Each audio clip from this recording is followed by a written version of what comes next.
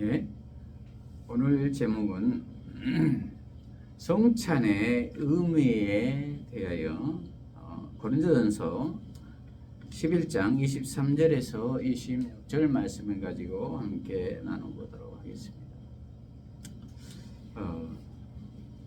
우리는 매년 맞이하는 성탄절을 어떤 마음으로 맞이해야 할까요? 예수님을 진정으로 나의 주인으로 맞이해야 할 줄로 믿습니다. 그러기 위해서는 먼저 말씀으로 은혜를 받고 기도로 소통을 하고 성찬을 함으로 예수님과 하나 되는 경험을 해야 할 줄로 믿습니다. 그런 의미에서 오늘 성찬식은 매우 의미가 깊다고 할 수가 있겠습니다. 그래서 일반적으로 은혜의 방편 세 가지를 말씀, 기도, 성찬이라고 합니다. 그 세 가지를 통해서 우리는 은혜를 받을 수가 있다는 말이지요. 먼저 말씀을 통해서는 성경을 통해서 하나님의 말씀을 듣지요. 그리고 깨닫게 되지요. 둘째는 기도로 하나님과의 대화를 하고, 셋째는 성찬을 함으로 우리는 실제로 살아 역사하시는 예수님을, 성령님을 경험하게 된다는 것입니다. 그래서 예수님도 마지막 성찬식을 제자들에게 보여주신 것입니다. 내가 떠나더라도 실제로 나는 너희와 성령으로 항상 동행할 것이라는 것입니다. 그래서 내가 떠나더라도 너희들은 이 성찬식을 하면서 나를 기념하라는 것입니다. 그러므로 성찬의 의미는 대단히 크다고 할 수가 있겠습니다. 그러면 성찬의 구체적 의미에 대해서 살펴보도록 하겠습니다. 첫째로 성찬은 감사입니다. 감사입니다. 23절에서 24절을 보면은 내가 너희에게 전한 것은 주께 받은 것이니 곧 주 예수께서 잡히시던 밤에 떡을 가지사 축사하시고 떼어 이르시되 이것은 너희를 위하는 내 몸이니 이것을 행하여 나를 기념하라 하시고, 이렇게 기록하고 있습니다.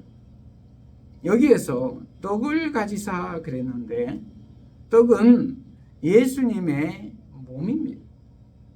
그리고 축사하시고라는 의미는 감사하셨다는 의미이지요. 몸을 떼어 주시며 감사했다는 것입니다. 그런데 어떠한 감사입니까? 몸을 찢어서 주는 감사이지요.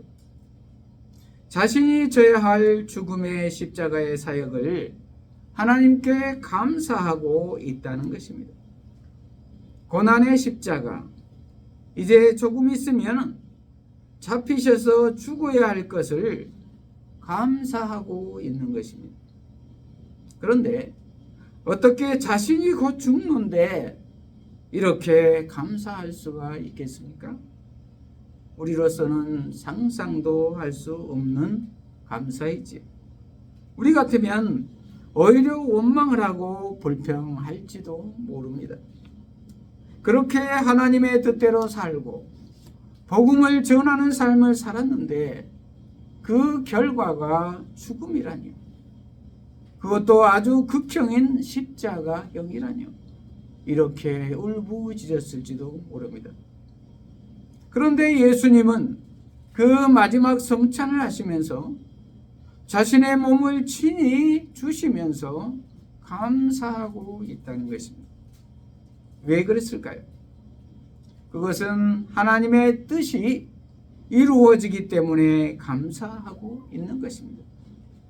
새 언약의 사역이 완성되기 때문에 감사하고 있는 것입니다. 이제는 구약의 율법이 아니라 예수를 통해서 새 언약이 완성되었기 때문에 감사하고 있는 것입니다. 그래서 너희도 이렇게 하나님의 뜻이 이루어진 것을 감사하라는 것입니다. 저와 여러분은 어떻습니까? 예수 믿는 것 때문에 받는 고난을 감사하십니까? 예수 믿는 것 때문에 내가 하고 싶은 것을 못하는 것을 감사하십니까? 예수 믿는 것 때문에 받는 불이익을 감사하십니까? 감사해야 할 줄로 믿습니다.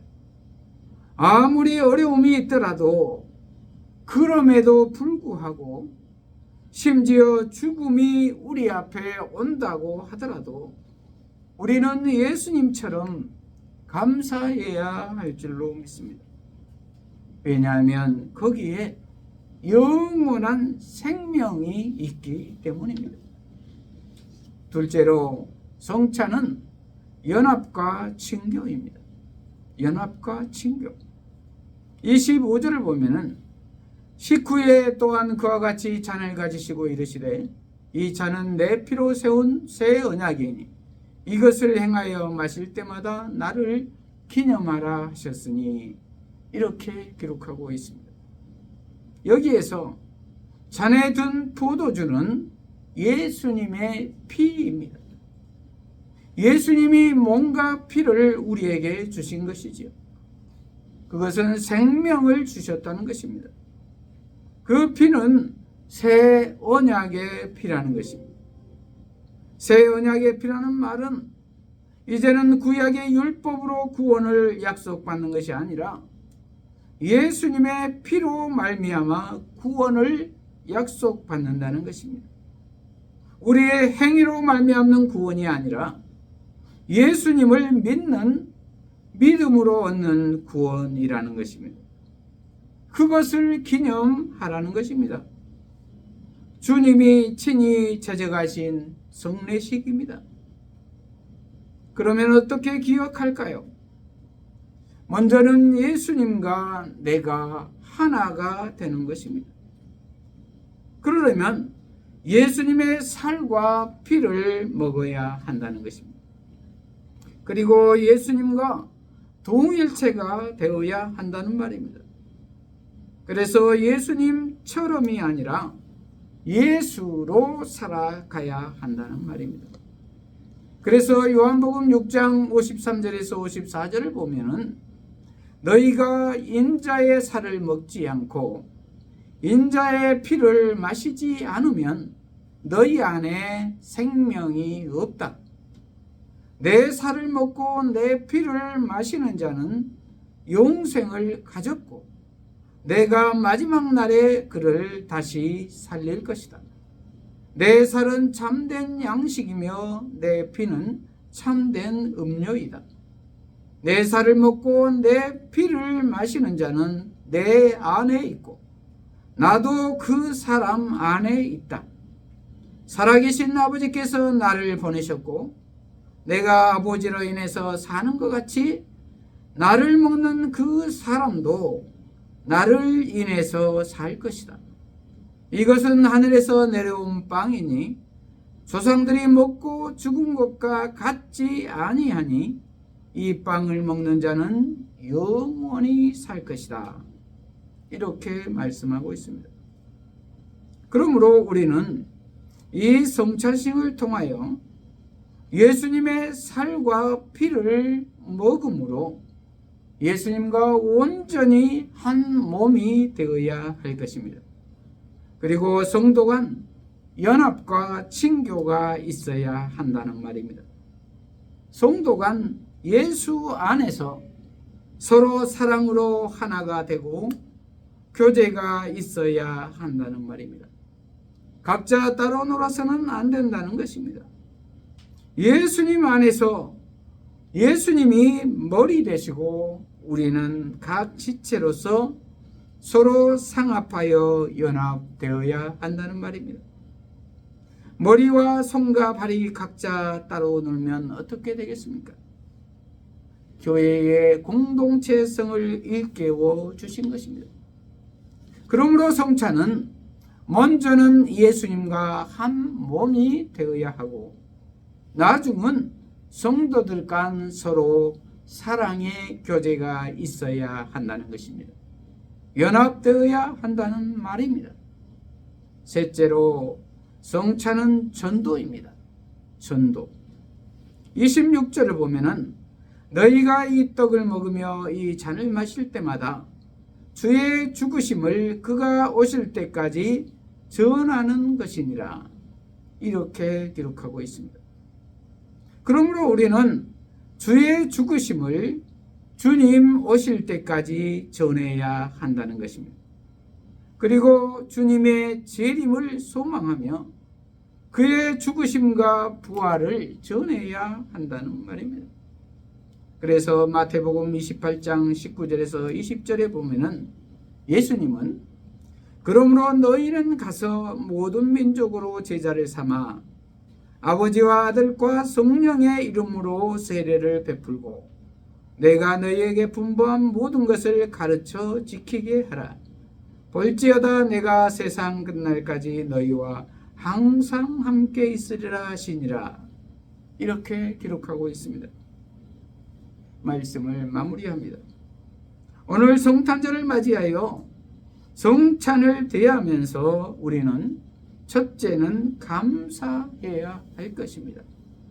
고난의 십자가를 감사해야 할 것입니다. 예수 믿는 것 때문에 받는 고난을 오히려 감사해야 한다는 말입니다. 왜냐하면 하나님의 뜻이 이루어지기 때문입니다. 둘째로 연합과 친교가 있어야 할 것입니다. 먼저는 예수님과 한 몸이 되고 나중은 예수님 안에서 성도 간 하나가 되어 사랑의 교제로 연합되어야 한다는 말입니다. 셋째는 전도해야 할 것입니다. 예수님 다시 오실 때까지 주님의 죽으심과 부활을 선포하며 증인의 삶을 살아야 한다는 것입니다. 이러한 우리 모두가 되시기를 축복합니다. 기도하십시다. 하나님 아버지, 오늘 성탄절을 맞이하여 성찬의 의미에 대해서 깨닫게 하시니 감사합니다. 우리 모두가 예수님 때문에 받는 고난을 감사하게 하시고 예수님과 한 몸 되게 하시며 성도 간 연합하여 사랑의 교제를 하며 땅끝까지 복음을 전하는 증인의 삶을 살게 하여 주시옵소서. 그리하여 예수님 안에서 이미 임한 하나님 나라를 지금부터 경험하며 영원한 하나님 나라를 소망하는 기쁨의 삶을 살게 하여 주시옵소서. 예수님 이름으로 기도합니다. 아멘.